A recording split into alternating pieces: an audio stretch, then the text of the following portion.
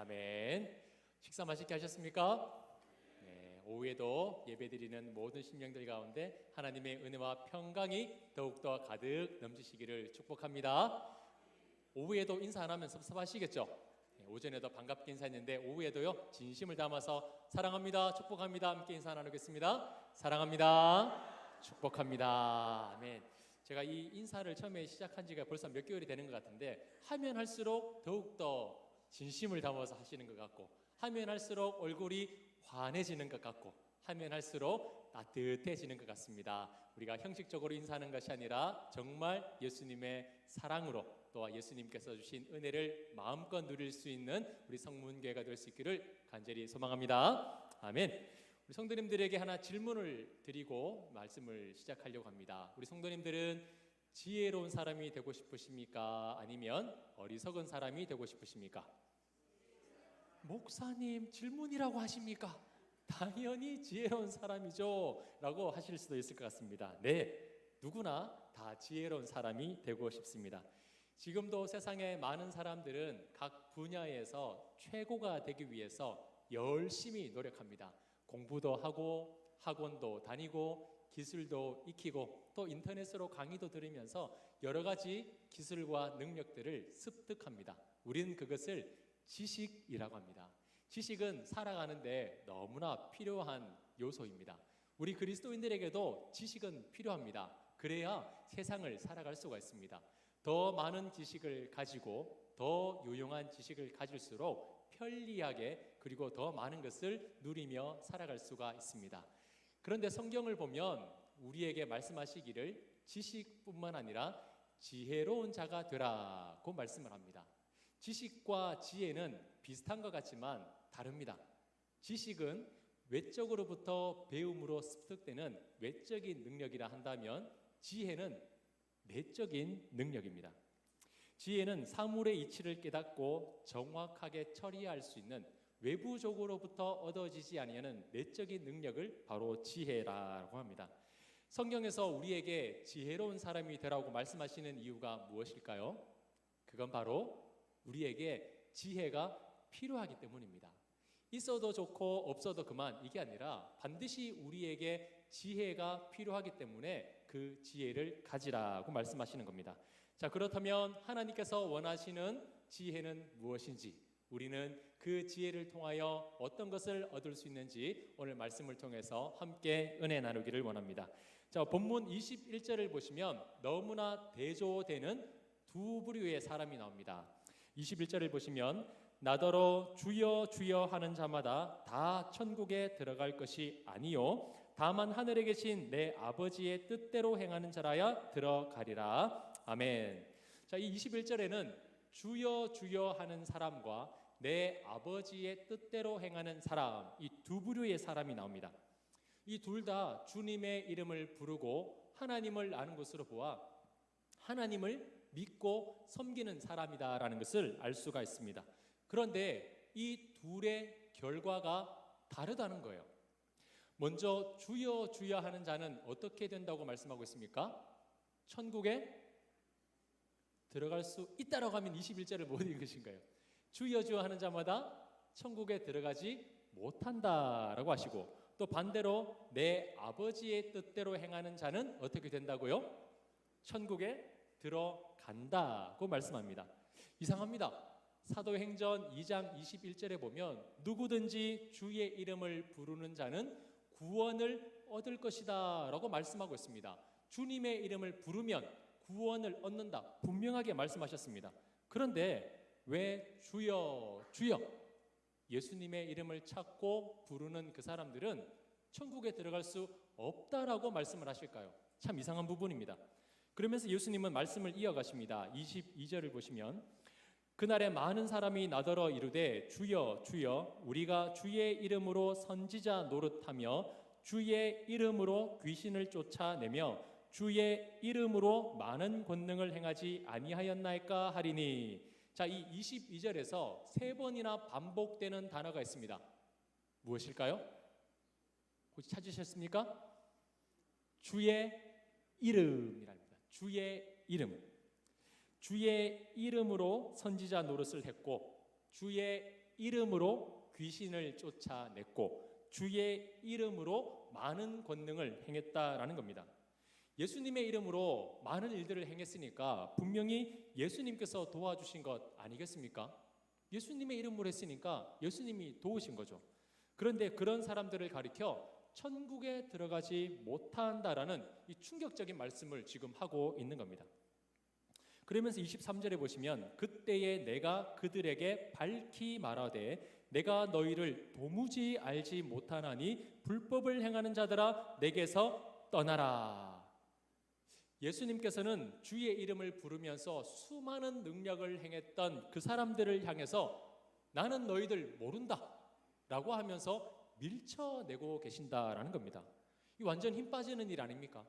누구 때문에 새벽부터 나와서 기도하고 누구 때문에 아침 일찍 나와서 식사를 준비하고 예배를 섬기면서 충성 봉사하고 있는데 예수님 때문에 그렇게 하는데 예수님의 이름으로 예수님 때문에 그렇게 열심히 했는데도 예수님은 나는 몰라 라고 말씀하신다는 겁니다. 우리 주님 너무하시네요. 주님의 이름을 찾고 주님의 이름으로 이렇게 열심히 했는데 왜 모른다고 하십니까? 너무하시네요 라고 생각할 수 있습니다. 그런데 우리나라 말은 끝까지 들어봐야 한다라고 이 주님의 말씀도 끝까지 들어봐야 합니다. 왜 예수님께서 주여 주여 하는 자마다 천국에 들어갈 수 없다라고 말씀을 하시냐면 말씀 끝에 보시면 불법을 행하는 자들이다라고 말씀을 하시는 겁니다. 주님의 이름을 찾고 주님의 이름으로 열심히 하는 그 사람들은 불법을 행하는 사람들이기 때문에 나는 그들을 모른다고 말하고 그들은 천국에 들어갈 수 없다라는 겁니다. 예수님께서 이 말씀을 하시는 배경이 있습니다. 당시 이 유대 공동체 안에 거짓 교사들과 거짓 선지자들이 숨어 들어왔습니다. 이 사람들은 예수님이 말씀하신 하나님 나라의 진실된 복음이 아니라 가짜, 거짓된 말씀을 증거하면서 많은 믿는 사람들의 신앙을 흔들어 버렸습니다. 이 거짓 선지자들은 겉으로 보기에는요 굉장히 열심히 합니다. 겉으로 볼 때는 믿음 좋아 보이고 거룩해 보입니다. 하지만 겉모습은 번지르르한데 실상 그 안을 들여다보니까 엉망이었던 겁니다. 겉으로는 주님의 이름을 찾고 겉으로는 주님을 위하여 모든 것을 내어드리면서 열심히 하는 것 같지만 그 속을 들여다보니 주님을 위해서가 아니라 자기 자신을 위해서 그 모든 것을 하고 있었던 사람들이라는 겁니다. 행함이 없었던 게 문제가 아닙니다. 예수님께서 왜 열심히 안 하냐? 왜 열심을 안 내냐? 행함이 없는 것으로 책망을 하는 것이 아니라 행함이 너무나 많았음에도 불구하고 이 행함이 진실되지 못했기 때문에 지금 이 사람들을 향하여 책망하고 계신 겁니다. 선지자 노릇을 하고 귀신을 쫓아내고 많은 권능을 행했다고 합니다. 이건 쉬운 일이 아닙니다. 평상시 그냥 일반적인 사람들이 할 수 있는 그런 일들이 아니라는 거예요. 굉장히 어려운 부분입니다. 그런데 그런 사람들이 일반적으로 할 수 없는 큰 일을 행했음에도 불구하고 예수님이 보실 때에는 그 모든 일들이 불법이었다는 겁니다. 불법. 이 불법이라는 단어를 찾아보니까 법을 어기다, 그리고 악행, 죄라는 의미가 있습니다. 그런데 거기에 하나 더 추가할 것은 법이 없다라는 의미입니다. 불법을 행했다는 것은 법 없이 행했다는 겁니다. 다른 말로 질서가 없다는 거예요. 어려운 일들을 너무나 열심히 했고 그 모든 것이 주님의 이름으로 행한 것 같지만 질서가 없었다는 거예요. 법대로 하지 않았다는 겁니다. 이것이 우리 그리스도인들에게 있어서 경종을 울리는 메시지입니다. 행함이 없는 게 아니라 너무나 많은 일들을 해내고 있는데 그것이 주님의 보실 때에 합법적인가? 주님의 마음에 합당하지 않는 것인가? 그것을 분별할 수 있어야 한다는 겁니다. 자, 우리 성도님들 지난 일주일의 삶을 한번 되돌아 보십시오. 지난주 예배를 끝나고 월요일부터 토요일까지 오늘이 아침, 주일 아침부터 오후까지 얼마나 많은 일들을 하셨습니까? 눈, 코 뜰 새 없이 아침 일찍부터 늦은 저녁까지 일주일 동안 정말 땀 흘리며 열심히 사셨고 아침부터 주님의 몸된 교회를 섬기셨을 겁니다. 이것도 하고 저것도 많이 했습니다. 그런데 그 모든 것이 누구를 위해서 하셨습니까? 누구를 위해서 그 많은 일들을 해내셨습니까? 도대체 왜 그 일들을 하시고 계십니까? 이 질문을 한번 스스로에게 던져봐야 한다는 겁니다. 예수님께서 말씀하고 있는 게 이겁니다. 많이 했다고? 열심히 했다고? 그거 누구 위해서 했느냐? 왜 그것을 했느냐? 라고 묻는 겁니다. 이 질문은 우리 그리스도인들에게 있어서 너무나 중요한 질문입니다. 왜냐하면 우리는 세상 사람들과 다르기 때문입니다. 세상 사람들은 각자 저마다의 목표를 이루기 위해서 지식을 쌓습니다. 열심히 일합니다. 자기가 원하는 목표를 이루기 위해서 땀 흘리며 수고합니다. 그러나 우리 그리스도인들은 다릅니다. 우리의 삶의 목적은 오직 하나님께 영광이요 하나님께 기쁨을 드리기 위하여 우리는 그 모든 일을 해내는 사람이 바로 그리스도인이라는 겁니다. 우리 그리스도인들에게 있어서 이 주어와 목적어가 분명하지 않으면 아무리 열심히 한다 해도 그것이 하나님께 봤을 때에는 큰 의미가 없다는 겁니다. 무엇을 어떻게 왜 하는가? 거기에 대한 분명한 목적과 이유가 있어야 한다는 겁니다. 자, 그렇다면 왜 주여 주여 이름만 부르는 것이 아무런 소용이 없다는 것일까요? 21절을 다시 보시면 주여 주여 하는 자마다 천국에 갈 수 없다라고 하는데 주여 하는 자, 다시 말해서 주님의 이름을 부르는 자, 이 부른다라는 것은 그냥 단순하게 스피크입니다. 말하는 겁니다. 말하는 것. 그런데 사도행전 2장 21절에 보시면 누구든지 주의 이름을 부르는 자는 구원을 얻을 것인데 여기서 부르다는 것은 콜입니다. 콜. 소환하다, 요청하다는 뜻입니다. 그냥 말하는 것과 요청하는 것은요 굉장히 다릅니다. 이 둘은 엄청나게 큰 차이가 있는 겁니다. 21절에 주여 주여 하는 사람들은 목적이 없습니다. 그냥 주님, 예수님 말하는 것뿐입니다. 내가 하고 있는 행위와 부르는 그 이름이 연관성이 없는 거예요. 겉으로는 예수님, 주님이라고 찾지만 정작 내가 하고 있는 행동과 아무런 연관성이 없는 겁니다. 그런데 사도행전 2장 21절에 이 부름은요 다릅니다. 예수님을 내 삶에 초청하는 거예요. 예수님과 상관없이 살아가는 것이 아니라 예수님 내 삶에 오세요. 내 삶에 와주세요. 나와 함께 해주세요. 예수님을 부르는 거예요. 그 부름은 주님과 완전히 하나 되며 살아가는 신앙의 고백입니다. 그래서 예수님의 이름을 단순하게 말하는 것과 예수님을 내 삶에 초청해서 예수님과 함께하는 삶은요 너무나 큰 차이가 있다는 겁니다.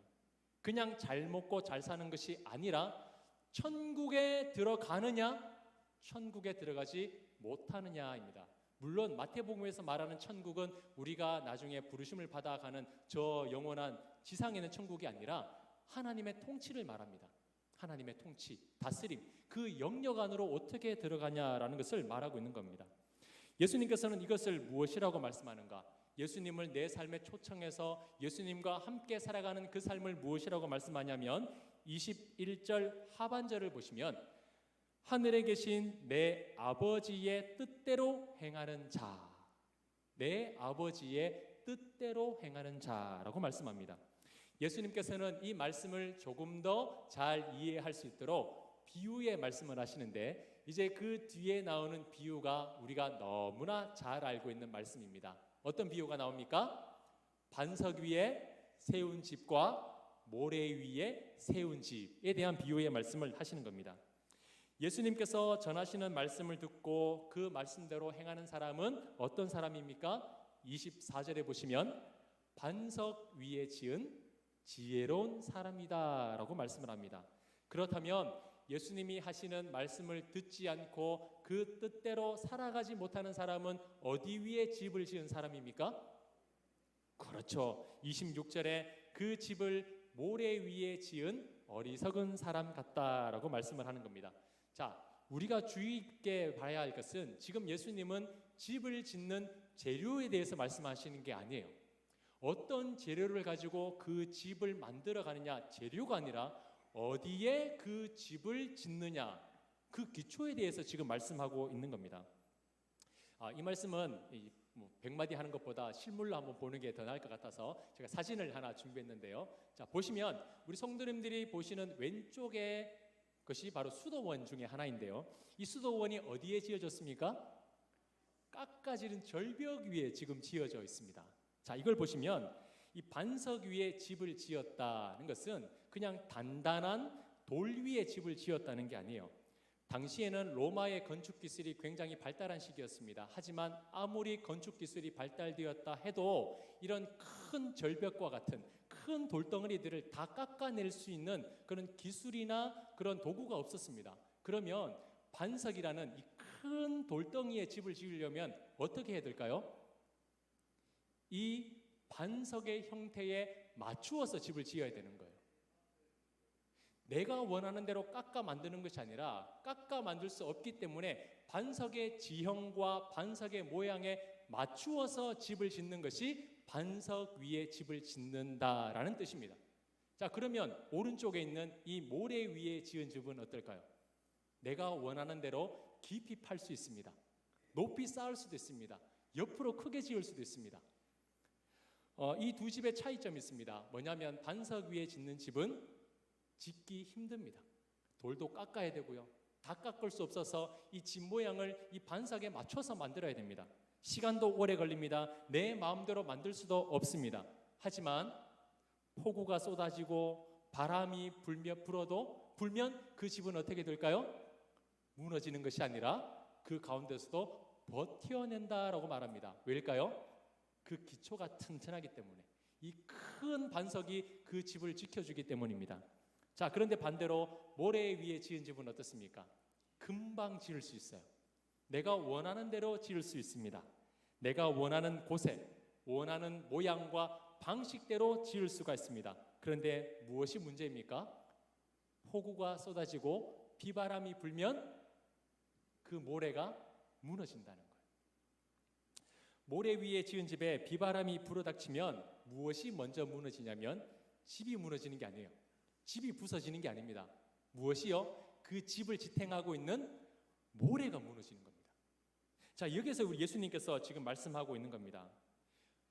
무엇 위에 집을 지을 것이냐, 무엇 위에 집을 짓고 살아가느냐, 이걸 지금 예수님께서 말씀하시고 있는 겁니다. 예수님께서 하신 말씀의 핵심은 이겁니다. 너의 삶의 기준은 무엇이냐, 무엇을 위해서 살아가고 있고 너의 삶의 모든 목적을 어디에 두면서 살아가고 있느냐라는 겁니다. 겉으로 주여 주여 이름만 부르면서 그 삶의 중심이 반석 대신 예수 그리스도 말씀에 있는 것이 아니라 겉으로는 주님을 찾으면서 그 속마음은 자기 마음과 자기가 원하는 정욕 위에 집을 짓고 있다면 그것은 어리석은 모래 위에 집을 지은 사람이다라고 말씀을 하고 있는 겁니다. 사랑하는 성도님들, 오늘 우리 성도님들은 어떤 작정을 하고 어떤 일을 하실 때에 무엇을 기준을 두며 살아가고 계십니까? 누구를 위해서 그 많은 일들을 해내고 계십니까? 이제 바라옵기는 2025년도 이제 많은 계획들을 세우고 오늘 예결산 공동회의까지 마쳤습니다. 여러 가지 일들을 우리가 멈추었던 일들도 해야 되고 새로운 일들도 계획하면서 해야 됩니다. 그런데 우리 성문교회는 어디 위에, 무엇을 위해 그 일들을 해나가야 할까요? 담임 목사 즐겁게 하기 위해서, 우리 성도님들 기쁘게 해드리기 위해서 성도님들 기쁘게 해드려야 되겠죠. 그러나 가장 기본적인 것은 하나님을 기쁘게 해드리기 위해서 그 일들을 해야 한다는 겁니다. 그리고 할 때에 담임 목사와 우리 장로님들 중직자의 기준과 생각에 맞추어서 하는 것이 아니라 반석 대신 우리의 주인 대신 예수 그리스도의 마음에 합하여 그 모든 일들을 해나가야 한다는 겁니다. 만약 그 반석 위에 집을 짓지 않으면 바람이 불고 창수가 나면 무너지게 돼 있어요. 무너지고 다시 쌓으려면 몇 배나 힘듭니다. 재정도 많이 들어가고요, 사람도 많이 필요하고요, 몇 배나 많은 시간이 걸립니다. 그러나 처음에 지을 때 힘들고 어렵더라도 든든한 반석에 맞추어서 집을 지으면 결코 무너지지 않는다라고 말씀을 하고 있습니다. 지난 106년 하나님께서 우리 성문교회를 지금까지 지켜주셨습니다. 앞으로 몇 년 동안 주님께서 다시 오시는 그날까지 우리 성문교회가 주님의 맡겨주신 사명을 감당할지 모르겠지만, 우리가 우리 스스로 기쁘게 하기 위해서 모래 위에 짓는 것이 아니라 때로는 시간이 들고 어렵고 때로는 많은 헌신을 감당해야 되지만 든든한 반석 위에 그 집을 세우며 나갈 때에 주님 오시는 그날까지 우리 성문교회는 무너지지 아니하고 주님의 몸된 교회를 더욱더 아름답게 세워나가게 될 줄 믿습니다. 아멘. 오늘 이 말씀 앞에 우리가 순종하여 반석 위에 우리의 삶을 세워나가고 우리의 일생을 세워나가고 우리 교회를 세워나갈 수 있는 모든 성문교회의 성도님들이 되시기를 주님의 이름으로 축복합니다. 축복합니다.